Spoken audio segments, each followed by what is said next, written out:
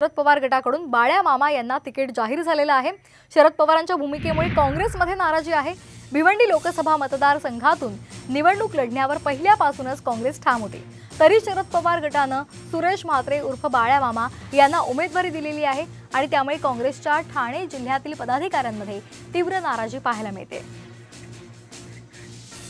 वरिष्ठांनी तर आम्हाला सांगितलेलेच आहे की भिवंडी आणि सांगली आणि मुंबई याचा जर तिढा जर सुटला नाही तरी आपल्याला ही मैत्रीपूर्ण निवडणूक लढायची आहे। त्याच्यासाठी तुम्हाला सामोरे जायचं आहे। कार्यकर्त्यांनी जर सांगितलं की ही जागेवर आपल्याला आता काही होऊ दे, आपल्याला या जागेवर आमचे कार्यकर्ते म्हणून आम्ही तुम्हाला विनंती करतो की तुम्ही ही जागा अपक्ष म्हणून निवडणूक लढा आणि ही वेळ आली अपक्ष तर अपक्ष लढू। मी कधी काँग्रेस बरोबर गद्दारी केली नाही, परंतु इथे असे लोक येतात तर ते आता गेल्या 10 वर्षामध्ये 7 पक्ष बदलले। ते काय एवढी जिद्द करतात कळत नाही।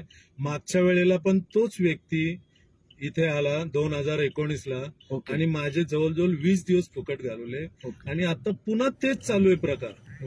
आमचा पक्षही असं का त्यांचं ऐकतोय मला काय कळायला